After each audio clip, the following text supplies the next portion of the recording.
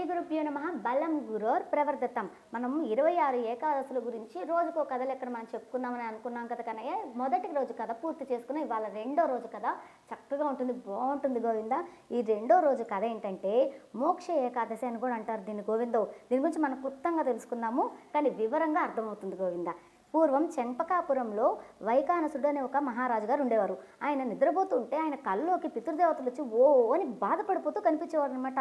ఇలా ప్రతిరోజు జరుగుతూ ఉండగా పర్వతుడు అని ఒక మహానుభావుడి దగ్గరికి వెళ్ళి, ఈ పర్వతుడు అంటే నారద మహర్షి యొక్క దోస్త్ అనమాట, ఆయన దగ్గరికి వెళ్ళి నా కల్లో పితృదేవతలు బాధపడుతున్నట్టు వస్తూ ఉంది, అసలు కారణం ఏమిటి అని అడగగానే ఆయన అప్పుడు నీ తండ్రి ఋతుకాలం పూర్తి చేసుకున్న భార్యని దూరం పెట్టి ఆమె మనసును నొప్పించిన పాపం వలన నీ తండ్రి పితృలోకంలో బాధపడుతున్నట్లు నీకు కల్లోకి వచ్చి చెప్పారు నాయన. నువ్వు ఈ పాపంలో నుంచి నీ తండ్రిని బయట వేయాలి అంటే ఏకాదశి వ్రతాన్ని పూర్తి చేయనాయన. ఈ మార్గశిర మాసంలో శుక్లపక్షంలో వచ్చే ఏకాదశిని మోక్ష ఏకాదశి అని కూడా అంటారు. భగవద్గీత కూడా ఈ ఏకాదశి నాడు పుట్టింది గోవిందో.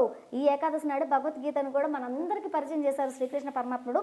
అలాగా ఇంత గొప్ప ఏకాదశి నాడు నువ్వు వ్రతం చేసి ఆ ఫలితాన్ని పితృదేవతలకి ఇచ్చేసేనాయన అని చెప్పగానే సరే అని చక్కగా ఏకాదశి వ్రతాన్ని చేసి ఆ ఏకాదశి వ్రతాన్ని పూర్తి చేసి పితృదేవతలకి ధారపోయడం వలన పితృలోకంలో బాధపడుతున్న తన తండ్రి మంచి లోకాలు సద్గతులు పొందారు అనమాట. అందుకే ఈ ఏకాదశిని మోక్ష ఏకాదశి అని కూడా అంటారనమాట. చక్కగా మనం ఏకాదశి వ్రతం చేసి ఆ ఫలితాన్ని పితృదేవతలకు ఇస్తే వాళ్ళు కూడా మంచి సద్గతులు వస్తారు గోవిందో. వీలైతే ప్రయత్నించడానికి. జై శ్రీరామ్. బలం గురోర్ ప్రవర్ధతాం.